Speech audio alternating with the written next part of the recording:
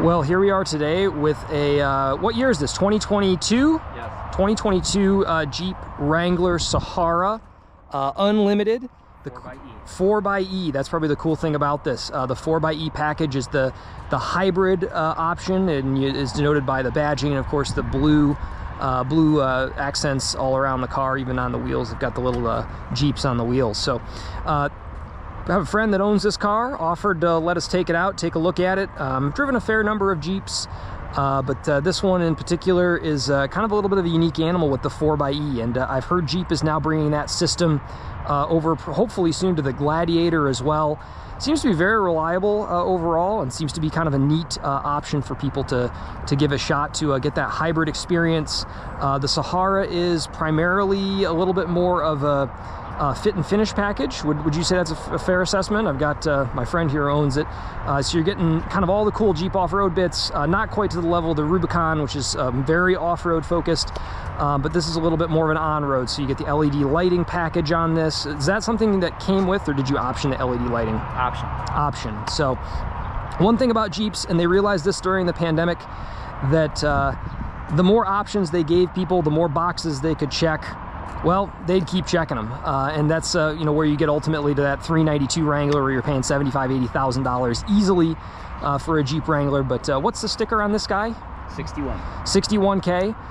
So you got leather heated seats as one of the options in the interior, right? Yes. That's part of the package.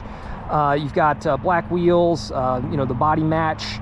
This was also the option too on top, right? The body match hardtop. And one touch open. One touch open as well. So lots of kind of a little bit more tech for something that you know, still has a relatively solid front axle. But these have gotten a little bit more advanced, but in many ways they're still very similar to the animals that they were many years ago. What was it, the comment that you had made is nobody buys one of these for ride comfort. So I'll ask, you know, you've had a lot of cars over the years. Fast cars, you've had fast motorcycles over the years, which I have had similar ones. What brings you back to the Wrangler? This is not the first Wrangler that you've owned. You're now back to it. Why? Third one. First two-door. First four-door Unlimited. Okay. You've got kids, so four doors make sense. Convertible all day in the summer. Yep. You can remove the doors. Yeah. Winter, four-wheel drive, unstoppable. It's the best of both worlds. I like the ride. Yep. That's what I tell people about the Gladiator in particular. It's a convertible pickup truck. Like, it's, you know, the world needs more silly and dumb cars. This absolutely can fall into that category a little bit. You know, you could buy a regular SUV that is just a nice normal SUV that does okay in the winter and is just fine and comfy.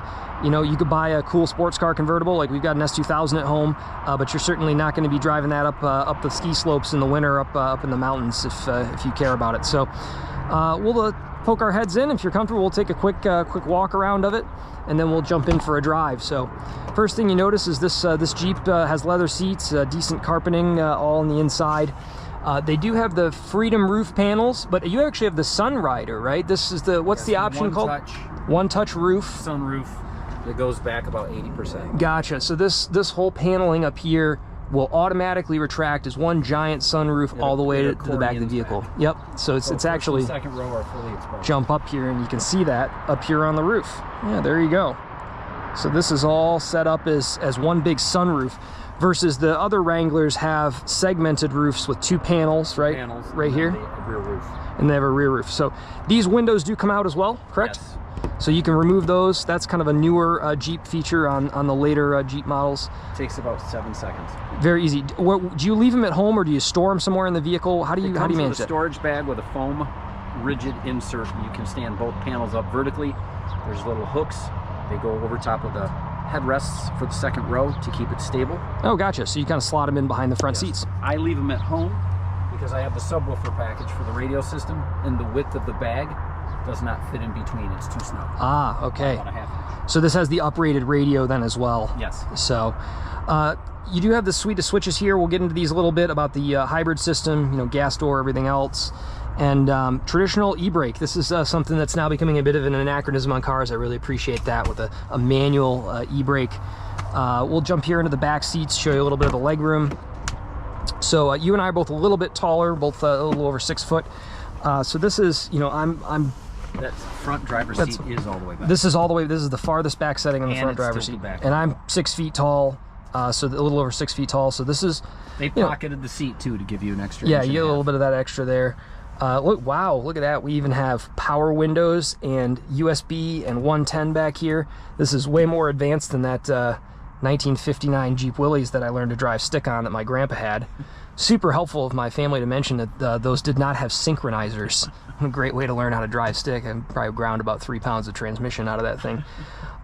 But yeah, it's got the roll. You got the uprated sound system, so you've got all your speakering in the roll cage basically, and then back here into the back seat and back storage area.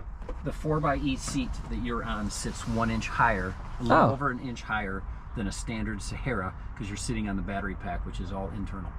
Oh, that makes sense. So this seat comes up a little bit, and you got the running boards as well, which not a terrible idea given the car, and you've got the kids. So yeah, you see the 4xe here. This is where that battery pack then is. And I just pop this up. Yeah, so look, there's a battery pack access right there. You got a little Jeep Easter egg here. I always appreciate Jeeps and their willingness to throw their branding on just about everything. Yeah, look at that. It's a full width. Full width of the back plastic there. Shroud, the plastic shroud where I'm tapping. Yep. So, all right. And then these fold down, correct? So this just gives you that kind of that full bed effect. Although it's not flush. That's the other thing, because these are higher. You can see that height there from the battery pack. Kind of keeps you from having a flush back seat. So you lose 6.5 inches. So there you go. We'll work our way around. We still have a gas door on this thing, but we got a charge port up front. We'll show you that too. One thing that always throws me on these is I always want to lift the glass first, and that is clearly not an option. So we'll clear that. You do have a nice size storage space though. I know you mentioned the subwoofer kind of cuts into your glass, your Freedom glass storage. These are your glass panels back here, but you got a little bit of, well, you got your emergency kit under there, nice little storage room. All roof your bolts, windshield bolts, door hinge bolts. Oh, so you can store all that stuff and not lose it.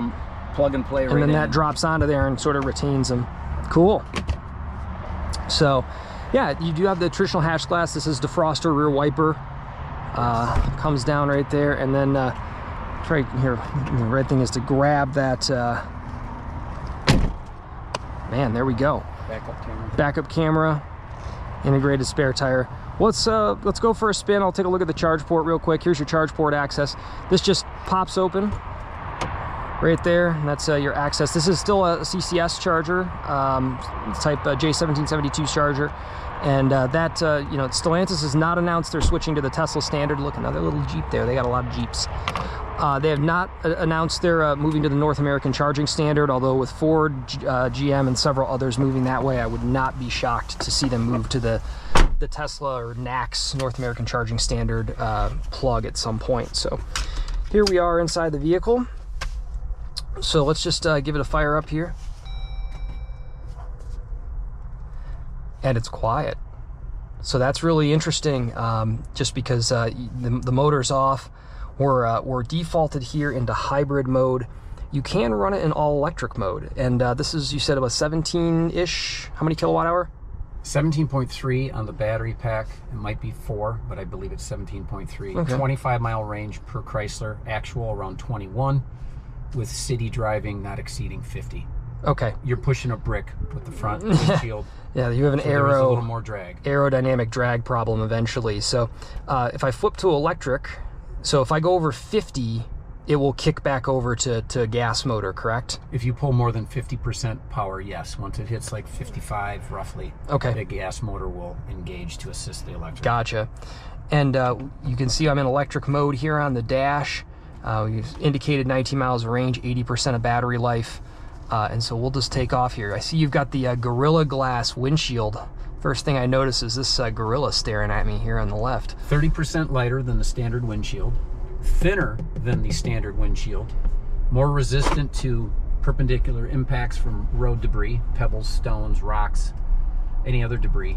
And visual acuity is almost perfect. I was gonna say, this is one of the clearer windshields I've ever looked through. Now, the golf ball sized rocks you encounter on Michigan roads, may not matter that much if it says Gorilla on it or not, but second windshield. This is our second windshield. How many miles are on it? 18,000. Second windshield, but it was a direct hit from a stone that was larger than a chocolate chip. Yeah, that'll do it.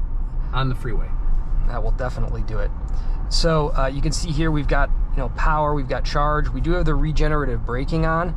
The regenerative braking is pretty dramatic. I'm foot off the throttle, kind of going downhill right now, and this thing is, I'm not touching the brakes. We're slowing pretty significantly right down almost to idle.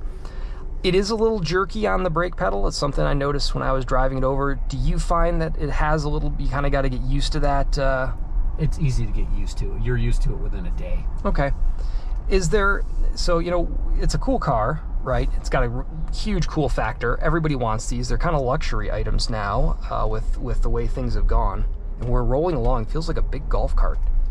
It's kind of tall. It's a little ungainly feeling. It's not dynamically, I'm biased. I'm used to daily driving a Camaro or an S2000. But definitely a truck. It feels like a truck. It's got that vibe. We're rolling along here in all electric mode, which is really cool. And so is there anything, let me ask this, is there anything you really, what are your nagging issues with it? What do you not like about it? You've had a lot of cars, you've had fast Mustangs, you've had fast motorcycles. What do you not like about this from a perspective?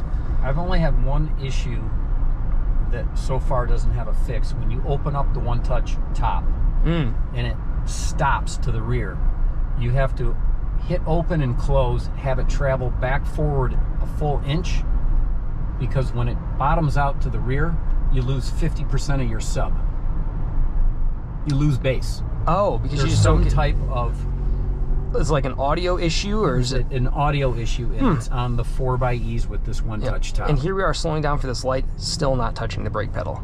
No, it's great. So yeah, it reminds me of kind of the early Teslas and Leafs reporting like 60, 70, 80,000, 100,000 miles out of a set of brake pads because people were driving them and never touching the brake pedal. So yeah, with the exception of that and that little trick that I have to do, I have 0 complaints. Really? It's 375 combined horsepower. It's the second fastest Wrangler next to the 392. Yeah, and so that's worth mentioning. So you have the hybrid system, 17 kilowatt. Do you know how much horsepower the hybrid motors, actually electric motors, make? It's over 100. I was told originally in what I read that it was like 134. I don't think those numbers are right, because the 4-cylinder 2-liter turbo motor is 270, I believe. And I may be off by 5 or 10 on that. I think it's 270. And so this has the V6 in it, though, correct? No, this is the 2-liter, the multi-air 4-cylinder. So this is the Fiat 4, right? The multi-air 4-cylinder. Gotcha. And it's very torquey. Yeah, the turbine design, the turbocharger design in that motor is biased towards that. But we're in all electric mode right now, and that's foot to the floor. Slight whistle from whining of the components, that's it. Seamless. I mean, it feels just like a normal car, easily as quick as a normal car in electric mode. Off-road, windows down, top back, in all electric, crawling around is amazing because you hear everything. You hear nature again. Yeah, that's really fun. One thing I noticed when I lived with an electric car for a period, that when I launched it, you could roll all 4 windows down and you could just hear the tires hooking up, like individually, like the actual scrub of the tire on the tarmac. And that's just, in a fast car, that is not something you ever hear, because the vibration from the drivetrain and the motor is just going to completely eclipse that. Hey, nice Audi for sale there for you. If you want to replace coil packs every week and swear at Mark IV reliability. Keep a case of oil in the trunk. Yeah, case oil in the trunk. Definitely some timing belts for those 1.8 liters. But they were cool cars at the time, but man, they've had some issues since. Focusing on a few other items here in the interior, you got a media connect here, so you've got your USB, micro USB, looks like USB-C down here. You've got your aux switches. I don't think you have anything wired to these, but Jeep includes these to be able to show, maybe a set of fog lights or some other things that could be included. And upper lights, side lights. Yep. Winch. I know that's something you see on these. And I will say, just from that is a really crazy looking wide body Focus. All right. Yeah. I think that's the one that I hear all the time that sounds super terrible. Sorry if you're watching this video and that was you, but you spent a lot of money on that and it's really not great. So we'll get up to speed here, and so if I hit the hybrid switch over here, so you'll see hybrid mode automatically adapts, and we're still efficient driving. Yep. So we're still motor off here. I'm not making any revs. And you stomp on it. Yep. There's the engine. Yep. And there's the turbo multi-air kicking in. Bikers. Yeah. Try not to score any points here by picking up any pedestrians. We're not in a Mustang. You gave up your Mustang habit, so it's weird. It just veers right towards them. I don't know why. But you've had two Mustangs. What Mustangs have you had? An 01 Cobra and an 06 basic GT, but it was the GT Premium. Nothing like what's today. Yeah.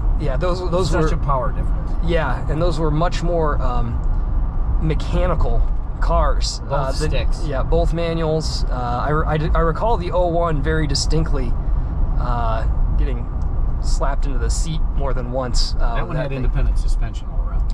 Yeah, that was probably what kept us from dying on several occasions. But this is a little bit more tame of a ride. If you're comfortable with it, we're going to get on a little bit of a dirt road here. We'll slow down and try not to find any oncoming traffic. I think we're good. And coming in a white truck. We'll pull off to the side here. We'll let them come past. And so show me the Sunrider top. So it's one touch. Doesn't matter if you're moving, in park, hit open and release. That's it. It'll track all the way back. I think it's about 80%. Yep. There we go. The rear seat is going to be fully exposed. Yep. That's pretty cool right there. So there we go. There's daylight above us. And you know what we'll do? We'll put it back in electric mode. And where's our window switches here? Oh, all four right here in the center. That's right. You got the fronts. And they're quick. They are quick. First Jeep, no power. Second Jeep, no power. Third Jeep, power. And we're only driving this in this is the dirtiest I've ever seen this car. I want to disclose that to everyone. My buddy here is probably one of the most OCD car washers, even worse than me. And we're actually going to do a wash video on this after we get back. So I feel no shame driving down this dirt road. But man, what an experience. Just totally silent. 2024 has got waterproof power seats. Oh, that's pretty slick. Optional. And I think they offer it on the Sport. You can get it from the Sport up. There you go.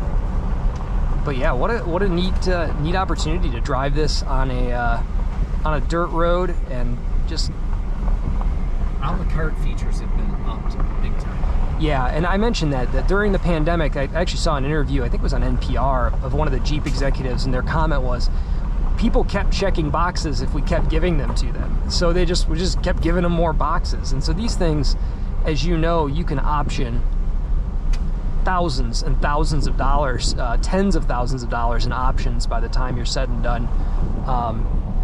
Yeah, pretty slick. We've got the whole roof open, and it's really nice. You just can't complain about it at all. Too bad Comcast doesn't do a la carte. I know, would make life cheaper. That is, you know, hey, we're going to be on YouTube. There you go. But yeah, we can button back up here, and because we're going to get out to kind of a busier road again. We don't have auto up, so you got to hold the switches. Boy, given the quality of some of our dirt roads around here, we're basically off-roading. Top open or closed? We can start with it open. It's kind of nice to hear how loud it is. Just to is it really loud when you drive it? You know, at speed. There's wind noise, but there's none of that thump. It doesn't get the buffeting, probably because it's so big. Nope. And up to 55 miles an hour, you can open and close. Okay, so that's your lockout for speed. I don't do that. It's generally, I start off from stop, open and close it. Yep. I have closed it at 40, 45. Gotcha. So this is your third Jeep. Would you buy another one of these? Would you recommend it to somebody else? You've owned a lot of cars. Yes. Absolutely. They improve it every year. There's an improvement. No, that's fantastic, and you know, this is just such a kind of quirky, cool driving experience. You know, dynamically, a little bit all over the place. You know, it definitely feels a little disconnected, and you know, it's not a Cadillac, right? That's the joke. It's definitely still a truck, and there aren't many true true trucks left in that sense. So, well, it's a truck, it's a station wagon, it's a 4x4, it's a convertible, it's a sedan, it's a mix of all that. Right. And you know, I tell this to people, we have the GX460, right? And it's not really great at any one particular thing, right? Is it the best SUV ever? No. Is it the best, you know, hauler? It's pretty good, right? You know, it's got a third row, it's comfy. You know, is it the greatest thing for all purposes? No, but it does just about everything pretty well. And that is something that's pretty hard to come by. So what, there's one more button down here. What is eSave down here that we're looking at over on this side here? eSave is engine only, and it doesn't come on from 100% charged battery pack. It will come on at 95%. Okay. And then you're running just engine. Start stop still is engaged. So it's basically a more traditional lockout for the hybrid system. The whole idea is you're saving the electric. Gotcha. That's the whole idea behind it. Or you just want to run motor. You want to run engine. Gotcha. Okay. But the start stop will still be engaged, like right now. Yep, we're making no RPMs. 0 RPM. We're relying on electric. And you drove over probably about 10 miles to where I am at here, and you had an eSave the whole time, and you got here with about 80% battery. And I had 2 other errands prior. Okay, so you've been driving it almost only in probably 20-30 miles, maybe more. And is that drawdown in the battery probably just the stop start then? Yes. Gotcha. Man, power mirrors. Wasn't expecting power mirrors on a Jeep, but I'll take it. And they're heated too. I'm noticing that as well. This does not have blind spot monitoring. No, this one does not. It is an option. This was pre-ordered from the dealership I bought it from. I wanted this one because I liked the burgundy color. So there's the motor kicking in. Keep it down.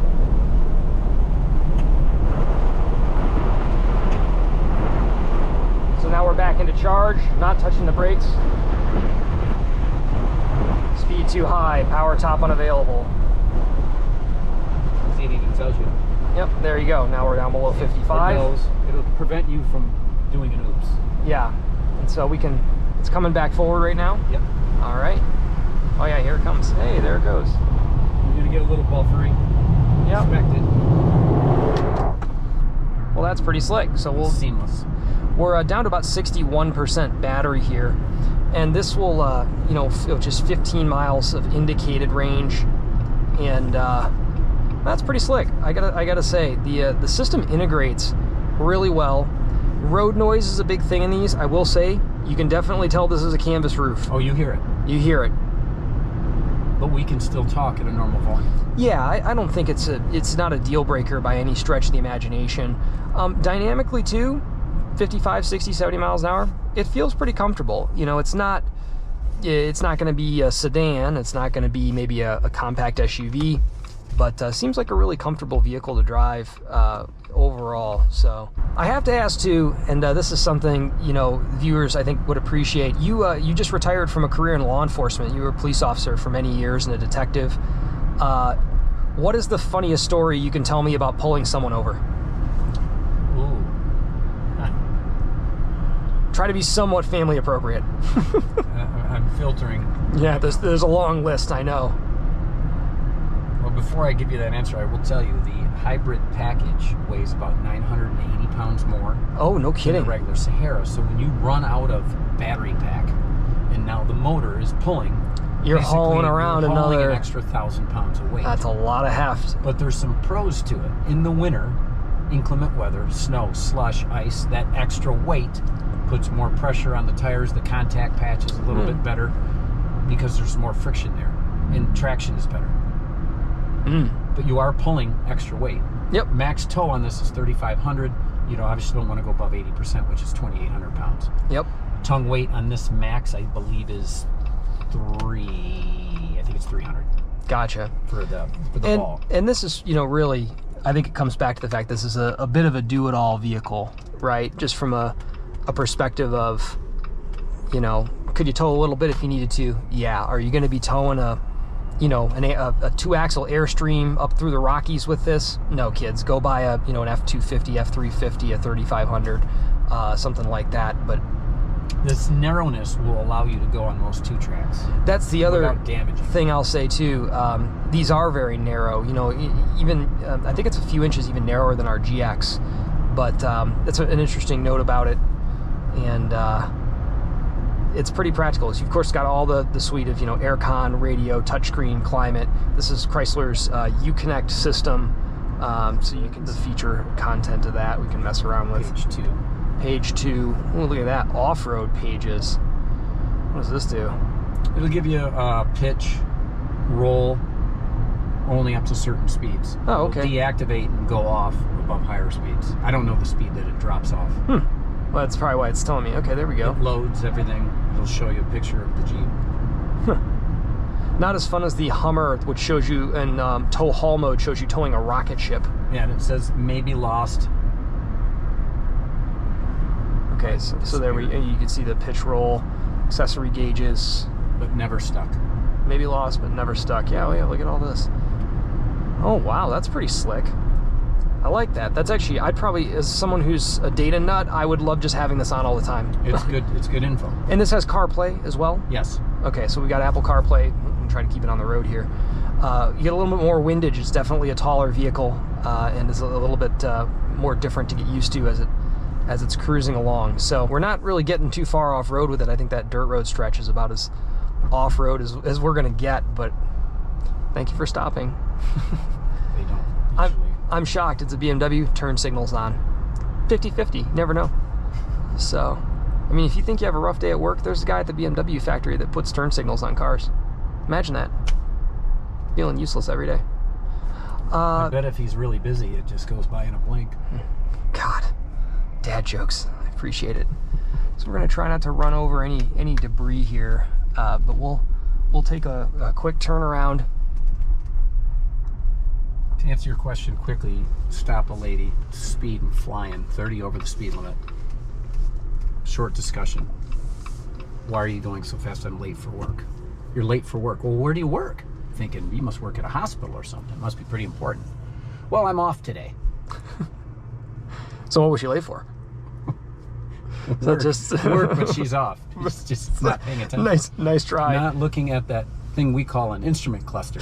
Yeah, clearly. Just pointing and aiming. Clearly. So we've got a little bit of a stretch here. So what do? We got to go into... We're going to go down into 4. Straight four, high. Down and then to the right. And you can do this at any speed, yes, correct? Yes, push it to the right. Now go to a complete stop. Complete stop. Hold the traction control button down. Traction control is now off. Keep the button down. Mm-hmm.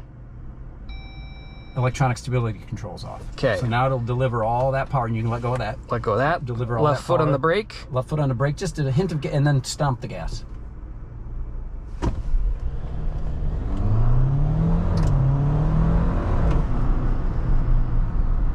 Wow. Chrysler claims, Car and Driver claims, Road and Track claims.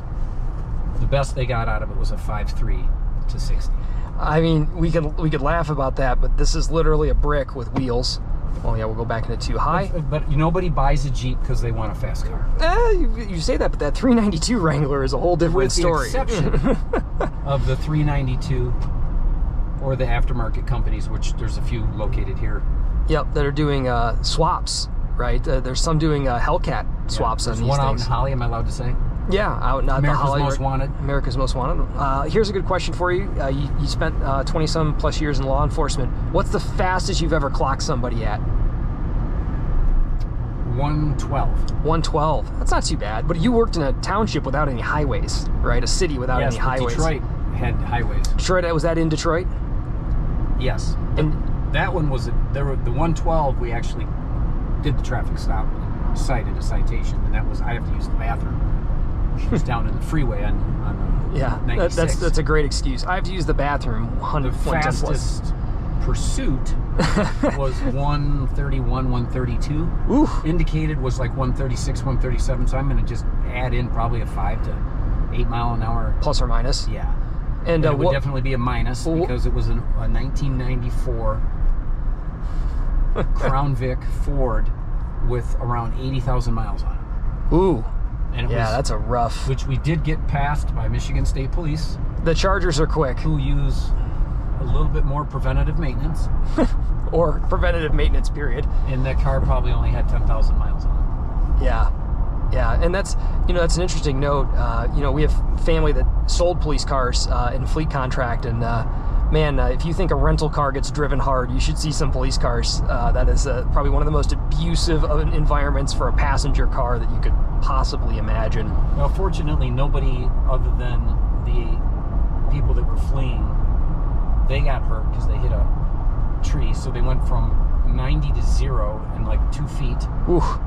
Both made it, some broken bones, but lived, but nobody else, no innocent bystanders, nobody got hurt. A lot of smoking disc brakes on a lot of Crown Vics. Yeah, I believe that. 18 minutes. 18 minutes, that's a long way to go at those speeds for a vehicle like a Crown Vic. Yep. But Ended in Taylor. Oh, so you went 15, 20 miles? Went from 96 in Greenfield to Wick and Pelham. That's a long ways on the highway. It never ceases to amaze, the behavior of some people. And I'll say this, just from a traffic stop perspective, anyone who is a car person has at some point had that conversation on the side of the road. It is never a fun conversation, no matter what situation you're in. But I can tell you that, as the old Chris Rock joke goes, if the police have to come and get you, they're bringing a little bit of a whooping with you, and that can be a really not great, bad experience. So one of the things I worked on years ago, this is a dirt road here in the county. We changed our speed limits on dirt roads. Technically, the speed limit on a dirt road is now 55 miles an hour. And they've lowered it to 45, but if you ran a speed study, most people are probably going about 35 on a road like this. I'm going 30, and that's about as fast as I'd ever feel comfortable going, because that's, really what dictates most people's speed driving is how comfortable they feel. But less rock throw. Less rock throw, better sight lines, ability to safely stop, basic speed, ability to safely stop your vehicle. But the chuckle about it is there is always that one clown, and usually like a lifted pickup truck, or perhaps my younger days in my WRX or Evo, who looks at this and goes, "Ooh, a rally course." And 55 seems like more of a suggestion than a rule. Not the safest idea, but still fun. This is a pretty compliant off-road. I get a little bit of the creaking and rattling, just from the top and some of the panel. The panels. This thing's got a lot of removable panels, right? The hard top itself can be removed off the Jeep. The glass can then be removed out of that hard top. The doors can obviously come completely off the vehicle. And the net result of all of that is that you end up in an environment where,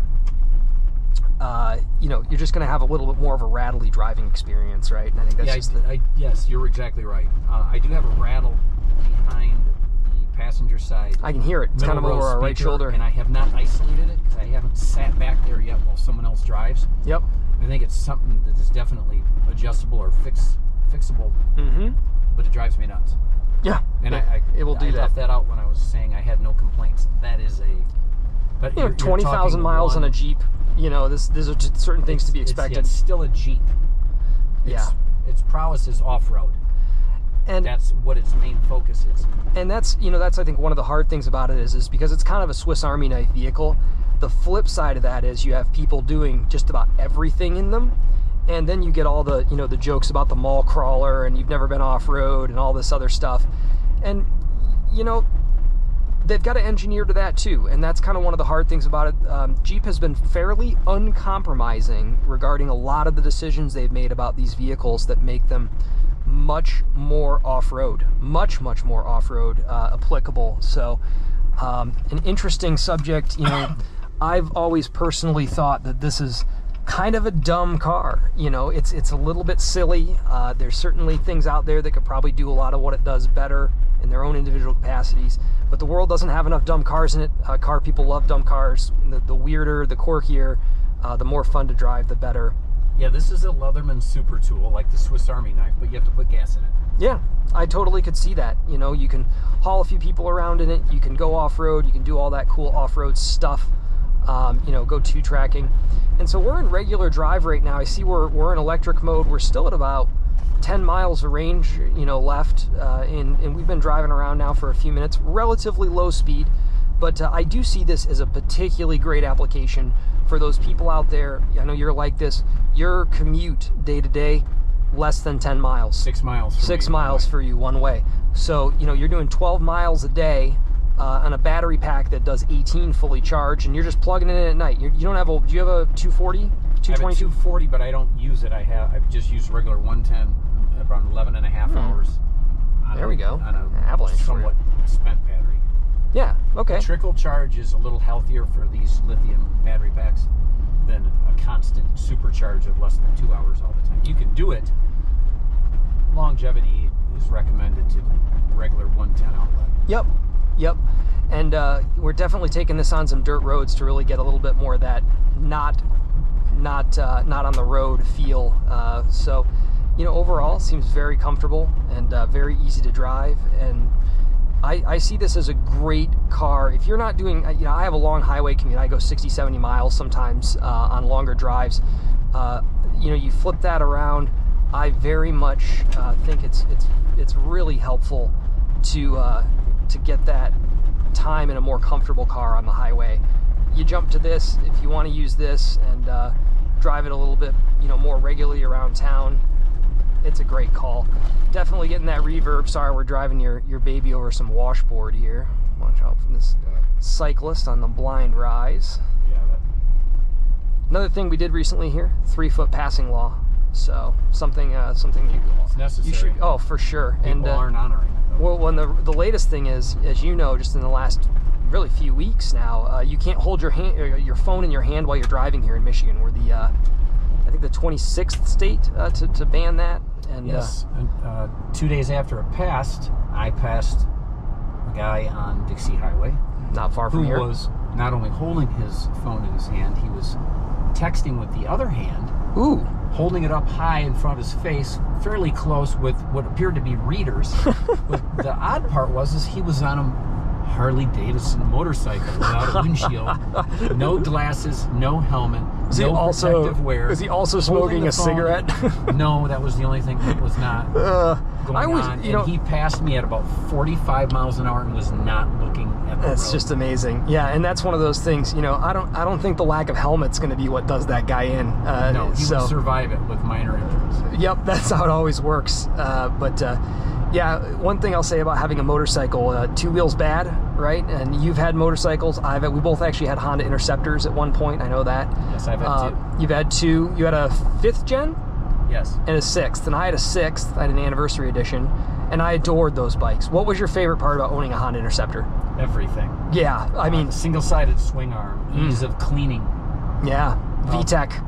The VTEC engine at 7,300 RPM, it would go into 4 valves, from 2 to 4. It went from being a Volkswagen to a Ferrari. Yeah. Plenty of power for the size of the bike. My bike weighed 563 pounds wet. It was like 99 horse. Plenty. Yeah. And a little more of an up-seated position. You're not down doing the lean and rest push-up with someone sitting on your back. Yep. Like most cafe-style bikes. And so it's more of a sport bike, but stunningly beautiful. 2 the exhaust pipes up under the seat, tucked in on an angle. Well, we're still in full electric. That's really something. Yeah. So, anyways, but no, I agree. The Interceptor was probably one of the coolest motorcycles that I owned, and really enjoyed owning.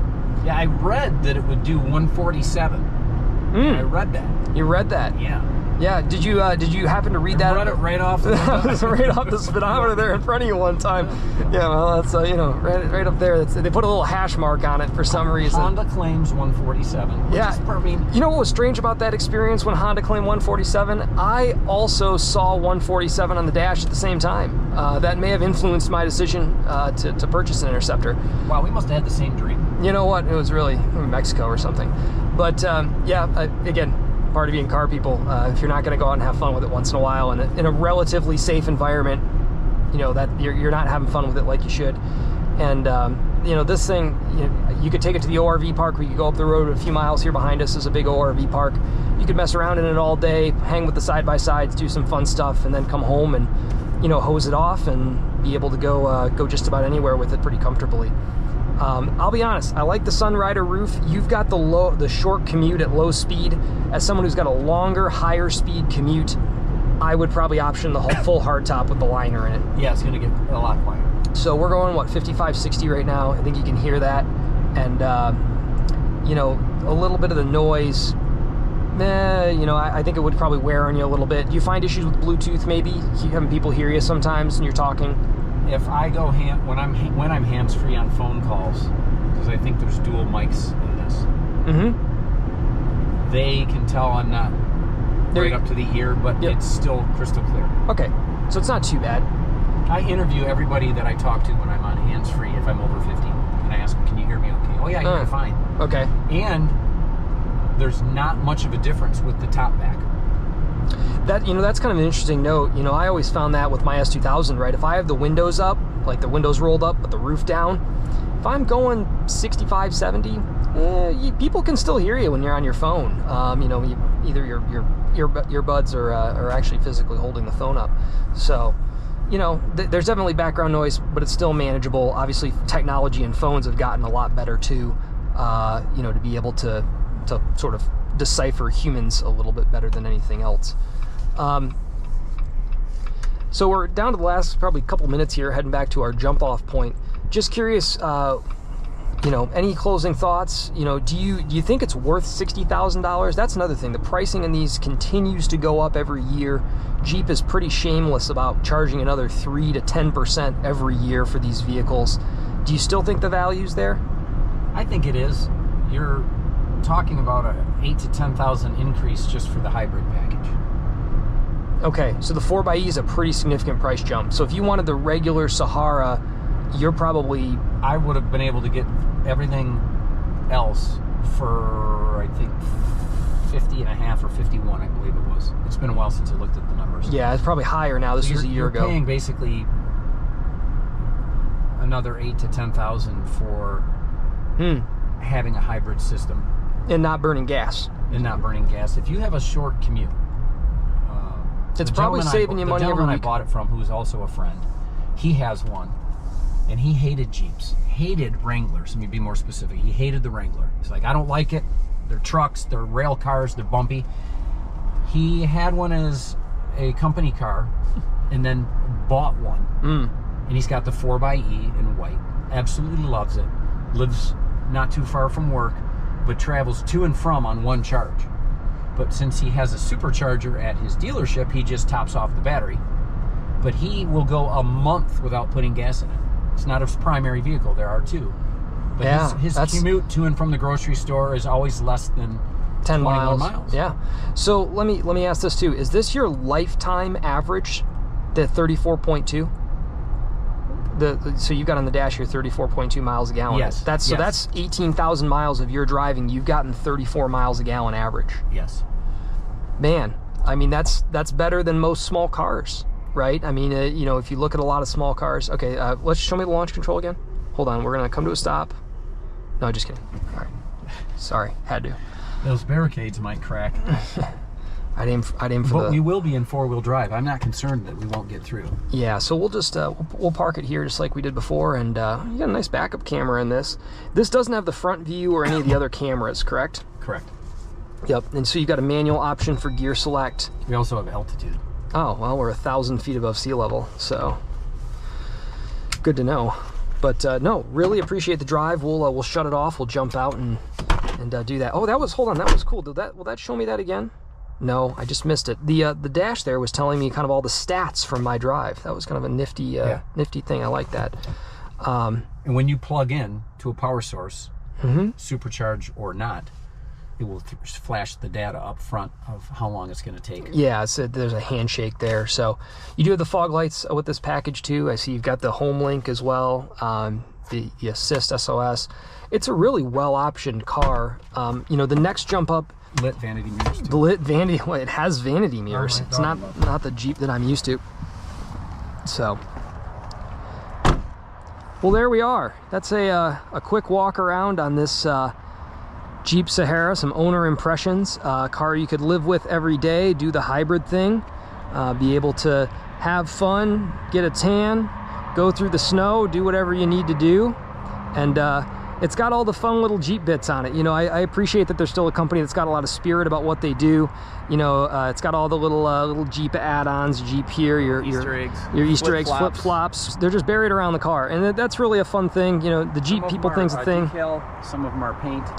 Can we, so these, are these functional? Yeah. So these work still, and how do they Come back up with it. come back up with it? It will raise up. Oh, okay. And that's it. You want me to open it? Yeah, let's check out the motor real quick. It is dirty. That's fine. It's a Jeep, so one of your buddies is chasing somebody. Probably going to lunch. Yeah, sure. Lights and sirens.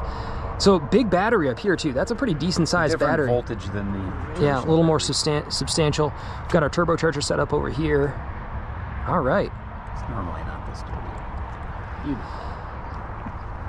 Yep. It needs a detailing. Yeah. Well, we can go work on that. So A lot of plumbing. a lot of plumbing. Yeah, you definitely got It's a Garrett. a couple coolant sets. Turbo. Yeah, look at that. Stamp that right there on top. So, and of course, here's your high voltage. This is where your first responders cut, right? Yeah. So just to be safe. Most modern cars have that. But very cool. I appreciate you letting me take it for a drive. We'll step back and get that kind of wide angle shot of it here. But man, cool car. You know, I said it was dirty, but it doesn't look like it from here. It looks pretty clean to me right now. It's dirty. They maintain you can still put the windshields down on these too, that you can fold them down. Never done it. No desire to. Yeah. I've worn a motorcycle helmet enough. I don't need to wear one driving my Jeep. But yeah, we'll take a step back, and here we are. Dirty. Well, thanks for tuning in. Appreciate you liking and subscribing. Always a good time to have you along and do some ownership impressions here at Just Car People Things. Have a great day.